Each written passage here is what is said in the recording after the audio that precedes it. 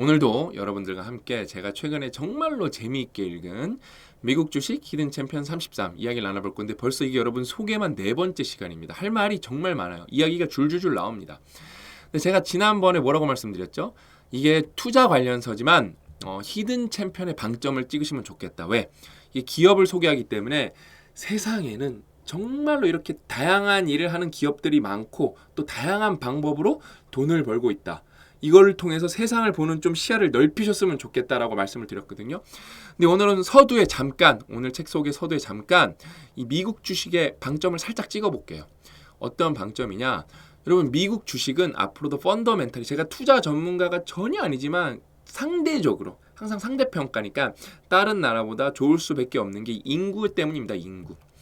왜냐면 미국 인구도 이렇게 좀 쭉 줄었겠죠. 다른 선진국들처럼. 그러면서 1점 몇 나오다가 이게 아마 이민자 때문에 그러지 않나 그럴 것 같은데 왜냐면은 미국이 100인만 따지면 출산율이 지금 한 1.3 정도밖에 안 된다 그러거든요. 근데 이민자들 뭐 남미에서 오신 분들, 아시아에서 오신 분들, 아프리카에서 오신 분들이 출산을 상대적으로 더 많이 하는 거예요. 그래서 이런 나라가 선진국이 아마 아예 없을 거예요. 2가 넘었어요.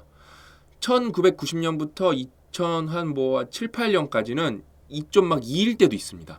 2가 꾸준하게 유지됐기 때문에 여기에 출생된 분들이 다 젊은 분들이잖아요. 지금요. 그렇죠? 그렇기 때문에 이게 계속 유지될 거기 한동안은 이 플로우가 계속 갈 거기 때문에 펀더멘털이 생각보다 어떤 나라보다 견고하다. 왜냐면 생산 가능하고 소비도 할 거니까. 그래서 여러분들이 투자에 관심 없는 분들도 미국 주식은 이런 관점에서 펀더멘털이 계속 좋을 수도 있겠구나. 요 정도만 아셔도 굉장히 도움이 되실 것 같습니다. 이제 오늘 또 본론으로 들어가 보면은 저는 참 이 책 읽으면서 정말 많이 놀랐는데 오늘도 2개 회사 잠깐 얘기 나눠볼 거거든요. 오늘은 웨이스트 매니지먼트에서 WM이라고 부르나 봐요, 여러분. 이 회사는 간단합니다. 쓰레기 처리 1위 기업이에요. 제가 잘 몰라서 그러는데 우리나라는 그 쓰레기 처리 관련 기업이 상장 기업이 없지 않나요? 그러니까 그 다음에 우리가 예전에 보통 말하는 쓰레기 처리라는 게 3D 업종이잖아요, 그렇죠? 근데 관련해서 그러니까 1위 기업이 상장 기업도 있구나. 이거는 저는 진짜 좀 놀랐어요. 기회는 정말로 여기저기에 있구나. 그 다음에 제가 이거 이제 요거 말씀드리고 하나 말씀드릴게요. 요거 좀 소개해드리고 여기는 여러분 웨이스트 매니지먼트는 북미에서 운영되는 폐기물 관리, 종합 폐기물 및 환경 서비스 회사다. 텍사스주 휴스턴에 있는 뱅크 오브 아메리카 타워의 본사를 둔 웨이스트 매니지먼트의 네트워크에는 쓰레기 이송 전류장 346개, 활성 매립지 처리 장소 293개, 재활용 공장 146개, 유익한 매립가스 프로젝트 111개, 독립 전력 생산 공장 6개를 포함한다. 또한 미국, 캐나다, 푸에르토리코에 있는 약 2,100만 명의 고객에게 환경 서비스를 제공한다. 수거 및 운송 차량 26,000대를 보유하여 폐기물 업계에서 트럭 운송 차량을 가장 많이 보유하고 있는 기업이다. 그 다음에 이제 역사를 잠깐 보면은 1893년 네덜란드 이민자 함 휘젠가는 시카고에서 쓰레기를 마차 나오네요. 옛날이라서 1.5달러에 운반하기 시작했고 1968년 휘센가의 후손인 웨인 휘센가, 딘 번트록, 레리 백은 웨이스트 매니지먼트를 설립했다. 그 후 나라 전역에 걸쳐 쓰레기 소형 수거 회사를 적극적으로 매입하기 시작했다. 또 나오죠? 그러니까 인수합병이에요. 그래서 여기서 계속 모든 회사가 그런 건 아니지만 많은 회사들이 합병을 통해서 엄청난 퀀텀 점프의 기회를 마련하거든요. 그래서 제가 이 책을 읽고 여러분들이랑 지금 같이 독서하는 거예요. 제 뇌를 보여드리는 건데 제가 어떤 계획을 가지고 있는지 이게 계획이 실현될지 안 될지 모르겠지만 예전부터 생각했던 건데 이번 책을 읽고 더 확신을 이거는 새로운 아이디어예요.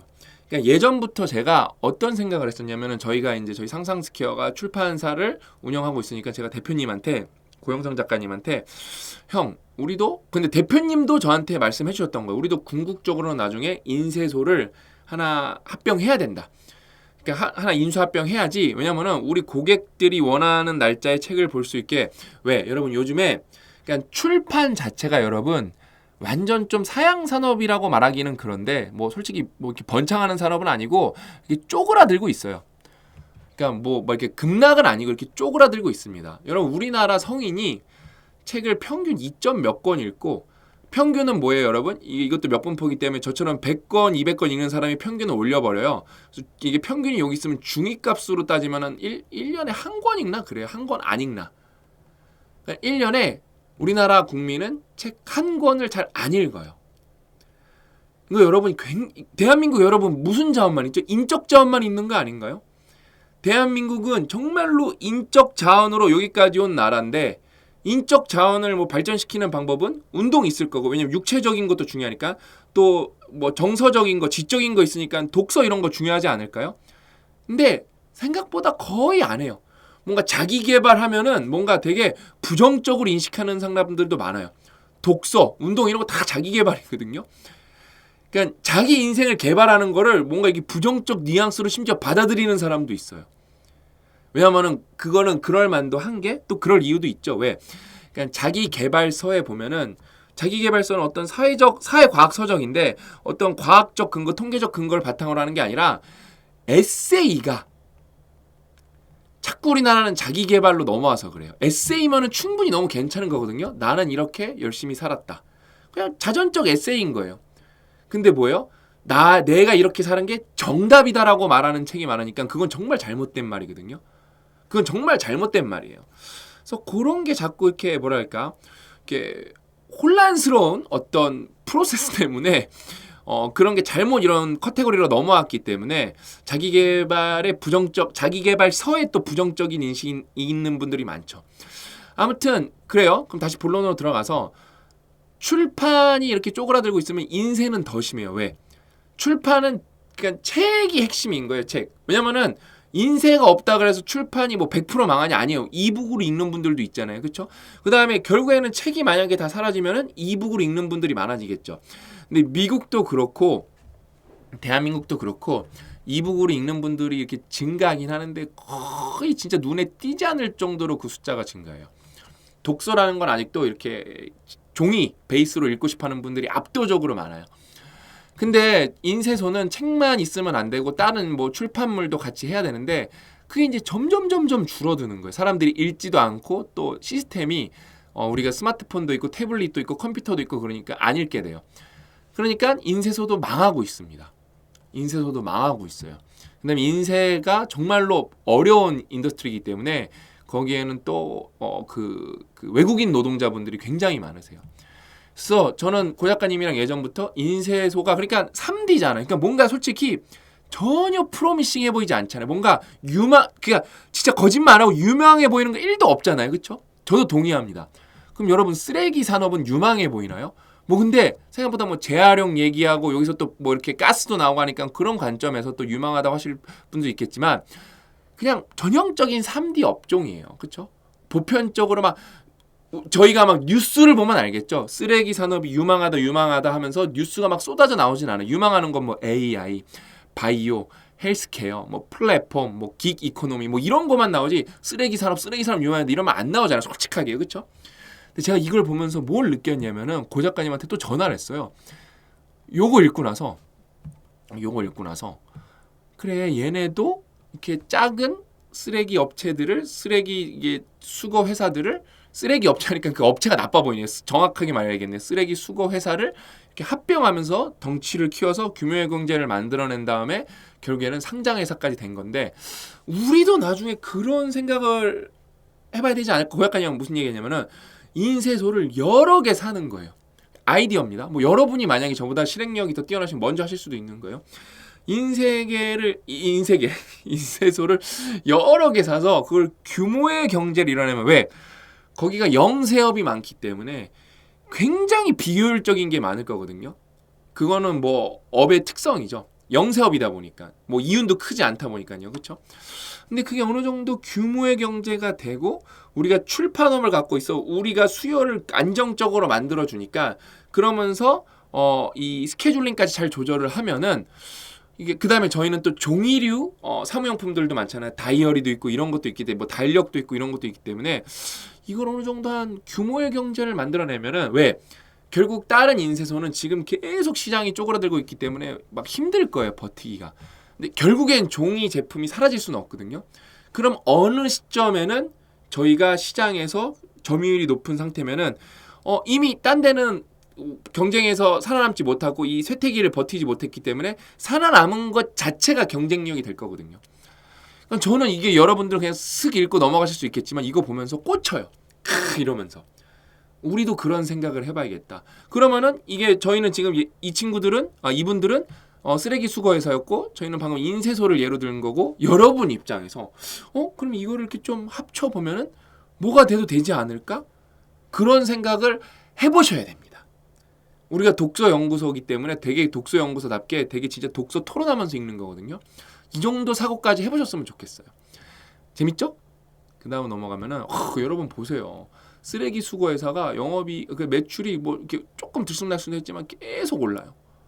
와 여러분 진짜 여러분 이거는 계속 레퍼런스로 말씀드릴 수 있는 게 여기 쓰레기 수거 회사가 영업이익이 2조 7천억 원이에요. 이게 여러분 얼마나 큰 영업이익이냐면은 뭔가 되게 팬시해 보이지 않잖아요. 그렇죠? 네이버랑 카카오의 영업이익을 합친 것보다 이 WM의 영업이익이 여러분 더 많습니다. 더 많습니다. 그래서 여러분 이건 미국뿐만 아니에요. 우리나라에도 여러분들이 진짜 생각도 못한 기업인데 조용히 돈 엄청 많이 벌고 있는 중견기업, 비상장기업 널렸습니다. 막 그러잖아요. 막 세상이 계속 뭔가 유튜브에는 뭐 망해가는 미국도 마찬가지예요. 미국도 여러분 빈부격차가 심해진 건 팩트이기 때문에 계속 무슨 세상 망하는 얘기만 계속 나오는데 세상이 안 망하잖아요. 그렇죠? 세상이 안 망한단 말이에요. 그러니까 그런 뉴스가 주류인데 다 살기 힘들어 죽겠다 뭐다 그러는데 그런 뉴스가 압도적으로 많은데 왜? 실제로 그런 분들이 많기 때문에 그런 뉴스가 나가면 사람들이 많이 보거든요. 많이 보거든요. 그런 분들 숫자가 절대 적은 건 아니기 때문에. 근데 세상이 안 망해요. 신기하게. 그렇죠? 왜냐면은 저는 IMF도 이제 고등학교 때 겪었고 2000년대 초반에도 뭐 지금 뭐 2000년대 초반이 막 뭐 이렇게 좋았지 뭐 그렇게 말씀하시는데 그때도 계속 망한다 그러고 이제 홍춘호 박사님 대한민국 돈역스 보면 뭐 카드 대란도 일어나고 별의별 일들이 당하고 또 2008, 9년 이렇게 10년 그 서프라임 모기지도 터져도 또 망하고 계속 망한다 그랬어요. 근데 놀라울 정도로 안 망한단 말이에요. 안 망한단 말이에요. 그러니까 빈부격차 같은 거는 여러분 제도로 풀어나가야 되는 거예요. 그래서 벤 버냉키 책에서 뭐라고 나왔어요? 우리는 케인즈 스타일을 절대 그러니까 포기할 수가 없죠. 포기할 수가 없는데 왜냐면은 사람들이 이렇게 돈이 풀려나면은 빈부격차가 불어나는 건 맞거든요. 빈부격차의 차이가 커지는 건 맞는데 그때 그거가 무서워서 경제를 회복하려고 돈을 쏟아붓지 않으면 어떻게 된다? 그러니까 부유층은 예를 들어 그러니까 그거예요. 부유층이 100억을 갖고 있는데 50억을 잃어요. 가난한 사람들은 여러분 5천만 원 갖고 있는데 5천만 원을 잃어요. 솔직히 부자가 훨씬 많이 잃었잖아요. 근데 충격은 누가 크다? 빵원이 된 사람이 훨씬 크다는 거예요. 그렇기 때문에 어쩔 수 없이 돈을 때려 부어서 경기를 부양해야 되는데 그럼 빈부격차가 벌어지는 거는 버냉키가 모르는 거예요. 왜 텍스로 안 끝내냐? 왜 텍스로 그 벌어진 빈부격차를 좁힐 수 있는 방법이 있는데 왜 펀더멘탈을 자꾸 건들려고 그러냐? 이거밖에 없는데 지금. 이런 얘기를 하는 거죠. 또 근데 저는 여러분 또 이거보다 잘하시는 분들도 있고 또 나름의 관점이 있기 때문에 이런 거 갖고 이제 또 독서 토론하는 거예요. 신큐베이션에서. 근데 벌써 여러분 독서 연구소라서 또 벤 버냉키 책, 홍춘욱 박사님 책 살짝 언급했죠? 재밌죠? 그러면서 여러분 이게 놀라운 게 뭐냐면은 주가가 미쳤어. 우리가 대한민국에서 뭐 대한민국뿐 아니라 뭐 미국 주식도 뭐 테슬라, 애플 이런 것만 있는 줄 알았는데 WM 쓰레기 처리 업체가 여러분 2013년에 샀으면은 뭐 좀 높게 잡아서 여기라고 잡을게요. 이거 어디예요? 28불인데 와 162불 6배 올랐어요. 6배. 그러면서 더 쇼킹한 거 알려드릴까요? 배당을 20년 동안 주고 있대요. 1.7% 정도를. 19년 줬네요. 19년. 와 미쳤죠. 그러니까 여기 10년 동안 투자했으면은 그냥 가만히만 있었어도 우리나라 은행에 넣었던 것보다 낫을 거예요. 어마어마하죠 진짜. 그쵸? 근데 이거 플러스 배당이니까 도대체 얼마를 번 거야. 와 10배 됐겠네요. 그 재투자했으면은 10배 됐을 거예요 거의. 와 그러니까 세상은 넓고 돈 버는 사람들은 많고 대단한 회사는 많다. 그냥 똑같이 우리나라도 쓰레기 처리하는 일이 있을 텐데 그러면은 이 정도까지는 아니어도 그래서 규모의 경제를 이뤄내서 제가 여러분 잘 몰라서 상장 업체가 있을 수도 있어요. 근데 상장 업체가 없는 느낌이거든요. 그러니까 누군가는 이렇게 상장을 해내고 대단한 거죠. 대단한 거죠. 예를 들면은 뭐 그런 거죠. 예를 들면은 그 트럭은 일반 자동차랑 여러분 다르게 자율주행이 진행될 거거든요. 왜냐면 트럭은 라이다 같은 거를 쉽게 달 수가 있거든요. 와, 오늘 독서연구소 좀 수준 높죠? 왜냐면 일반 자동차는 여러분 라이다를 결국 저는 달 것 같기도 한데 그게 지금 달면 좀 자동차가 테슬라 같은 거에 비해서 어글리해지거든요. 근데 결국에는 그 렌즈로 볼 수 있는 사각은 무조건 나와요. 근데 라이다가 그런 게 압도적으로 안 나오는 거거든요. 근데 트럭은 쉬워서 그 오로라인가 아우라인가 아무튼 그런 회사가 상장된 회사도 있는데 자율주행차 거의 트럭 베이스로 하는 걸로 알고 있어요. 제가 최근에 워킹 그거 넷플릭스 보니까 그러면은 쓰레기 이제 수거 이제 처리 자동차는 다 트럭이잖아요. 그런 이제 규모의 경제가 되면은 빨리 그런 거에 자율주행을 도입할 수도 있겠죠. 그러면 또 생산성은 올라가는데 뭐 직장에서 일자리는 줄어들 수도 있겠죠. 그래서 여러분 AI가 제가 여기서 잠깐 말씀드리는데 결국엔 생산성을 올릴 건데 여러분 생산성이라는 건 간단하게 말하면 뭐예요? 생산성이라는 건 인풋 대비 아웃풋이거든요. 인풋일 텐데 아웃풋이 많이 나오면 생산성이 높은 거잖아요. 생산성을 높이는 방법은 또 뭐예요? 아웃풋은 유지되는데 인풋을 줄이면 돼요. 저는 AI 시대 생산성은 아웃풋은 고정된 상태에서 인풋만 줄어들 확률이 높기 때문에 사실상 우리가 느끼는 게 없는 그 다음에 AI 업체들만 돈을 많이 버는 그래서 어떤 빈부격차는 더 벌어지는 그런 생산성 증가가 오지 않을까 이거를 어저께 또 고 작가님이랑 또 신나게 얘기를 했죠. 심도 있게. 그래서 우리가 그럼 거기에 대해서 어떻게 해야 되나? 그러니까 그런 게 이제 사회에서 자기가 리더라고 생각하는 사람들이 고민해봐야 하는 문제거든요. 그런 거로 이제 정치인들한테 좀 얘기해서 압박도 하고 그래야 되는 거거든요.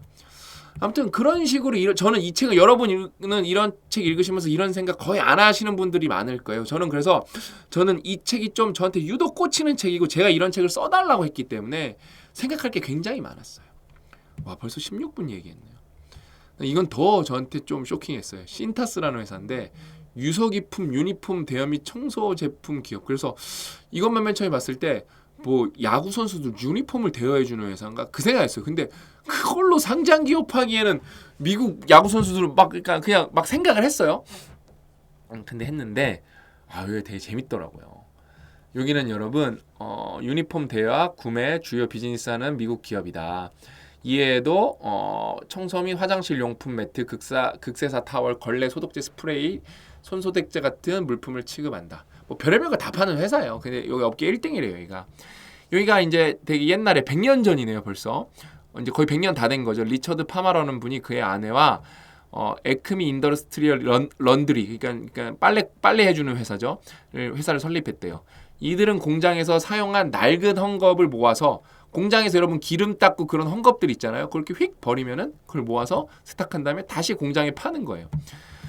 근데 1940년대 아들 허쉬엘 파머가 사업을 이어받아서 오래된 헝겊 수건을 교체하는 서비스 회사가 되었다. 이때 회사 이름이 에크미 와이퍼 앤드 인더스트리 런드리로 변경했다. 그래서 요 아들분이 이제 아버지가 하는 거 말고 유니폼을 만들어서 요거를 뭐 빨래도 해주고 뭐 이렇게 대여도 해주고 뭐 이런 걸 하면 좋을 것 같다니까 아버지가 엄청 반대했대요.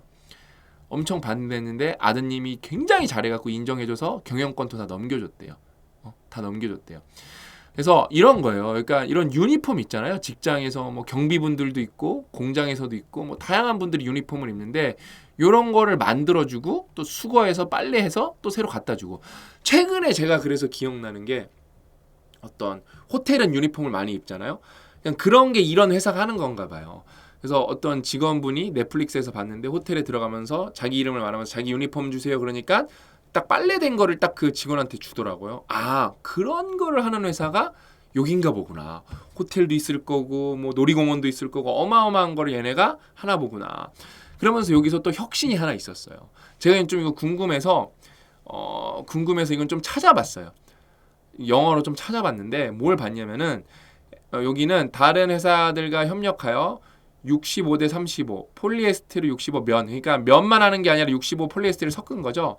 폴리면 혼방 원단을 개발했는데 이는 오늘날 유니폼 대여 산업에서 혁명을 일으킨 직무를 알려줬대. 예전에는 제가 정확하게 뭐 해석을 못할 수도 있는데 면으로만 하면은 뭐가 안 되냐면은 이거를 빨래를 하고 이렇게 탁탁 털면 이렇게 쫙 펴져야 되는데 그게 안 펴져서 무조건 왜 유니폼을 여러분 갖다 주는데 막 꾸깃꾸깃한 걸 갖다 줄 수가 없잖아요. 그렇죠?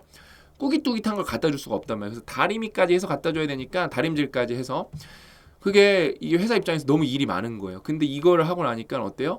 빨고 나서 뭐 예를 들면은 뭐죠? 뭐 그거 이렇게 건조기 같은 거 돌리면 이렇게 빳빳하게 나오는 거예요. 그러니까 뭐 엄청나게 막 다리미질을 막 디테일하게 안 해도 되는 거죠. 그러니까 혁신인 거죠. 혁신. 그 다음에 또 요거 보면서 봤는데 저는 그 생각은 못했어요. 굉장히 괜찮은 펀더멘탈이더라고요. 똑같은 직원들이라도 이렇게 예를 들면은 더러운 개인 옷을 입고 있는 직원이랑 이렇게 유니폼을 입고 있는 직원이랑 같이 세워놨는 걸 봤는데 이 회사에서 만든 어떤 뭐랄까 레퍼런스인가 봐요. 딱 봐도 누가 봐도 이쪽이 신뢰가 훨씬 가더라고요. 그냥. 그 다음에 이게 또 읽어보니까 유니폼을 읽었을 때 직원들의 직업 윤리의식도 올라간대요. 그러니까 생각보다 이 유니폼 하나 해주면은 회사에서 효과가 훨씬 큰 거예요. 여러모로 무형적으로 얻을 수 있는 효과들이. 그래서 참 대단하다. 진짜 대단하다. 그 생각했어요, 진짜. 그러니까 여러분 뭐예요?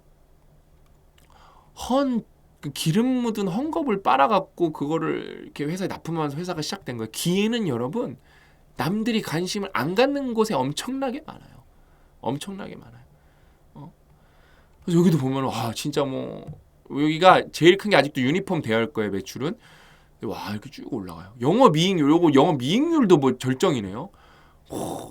미쳤어. 영업이익도 1.5죠. 이것도 여러분 올해 예상 영업이익 네이버랑 카카오 합친 거랑 비슷할 거예요. 진짜. 미국인 나라가 진짜 인구도 3억이니까 뭐 어마어마하죠, 여러분 진짜. 그렇게 비교해야겠. 근데 네이버는 또 국내 기업은 아니니까 카카오는 뭐 내수 기업이지만 네이버는 뭐 라인이 있으니까 그래도 카카오로 가면은 6배 곱해주는 게 또 공평하겠네. 인구수 따라가. 근데 아니다. 또 GDP는 또 우리가 반밖에 안 되니까 또 거기서 반 나눠야겠네요. 그러니까 이런 거를 여러분 저는 혼자 이렇게 생각해보는 걸 좋아해요. 오늘 영상 진짜 좋네요. 그러면서 여러분 여기 주가 보세요. 여기 주가 얼마야 여기. 2013년에 샀으면은 38. 여러분 10배 올랐는데 배당도 1%씩 줬어요.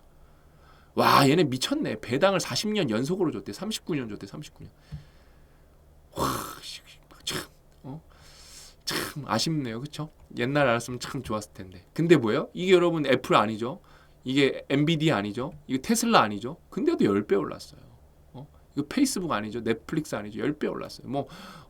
MDD라 그래서 막 이게 훅 떨어지는 거 확실히 여러분 여기도 타격이 있네요. 이게 코로나 터졌을 때 직원들 출근 안 했을 거니까 매출이 없을 거잖아요. 그렇죠? 이때 여기 주식 갖고 있는 사람들 기겁했겠네요. 거의 뭐 300불에서 진짜 50% 반타작이면은 타격이 엄청 컸겠네요, 진짜. 그래서 여러분 이 책은 생각보다 더 재밌는 책이에요. 그냥 가볍게 읽을 수 있고 각 잡고 읽으시면 하루 만에 다 읽으실 수 있거든요. 그래프도 많고 그래갖고 이런 회사는 돈 버네. 또 이런 회사 생각보다 돈 못 버네. 이런 걸로 돈을 번다고? 그러면서 여러분이 아는 회사 나오면 재밌다니까요. 여러분이 더 깊게 아는 회사도 있을 거고요, 그렇죠? 이거 이 사람 잘 모르네. 그렇게 또 그러면서 또 이렇게 기분 좀 업 좀 되고요. 여러분이 더 잘하는 분야도 있으실 거니까요, 그렇죠? 아무튼 그러면서 이런 거에서 얻어서 내가 사업을 할 수도 있는 거고요. 아니면 이런 데로 갈 수도 있는 거고요. 아니면 이 사업을 하고 있는 데랑 협업을 할 수도 있는 거고요. 아니면 우리 대표한테 우리도 이 가봅시다. 그러면서 여러분이 거기서 리더십을 잡을 수도 있는 거고요. 그러니까 별거 아닌 것 같아도 여러분 이런 책을 읽으면은 시야가 넓어지기 때문에 여러분 뭔가 아는 게 있어야 익스큐션, 실행이 일어나는 거거든요. 제일 비참한 건 뭐냐면 여러분이 할 수 있는 에너지도 있고 모든 게 있는데 길이 없다고 생각하기 때문에 아무것도 못하는 거예요. 그건 진짜 비극이거든요. 저는 이런 책을 읽으면서 여러분들이 여기에도 길이 있구나 이런 거를 찾는 계기가 되셨으면 좋겠어요. 독서연구 이거 4편까지 찍었는데 괜찮죠? 5편에 나오는 회사도 여러분 겁나 재밌습니다.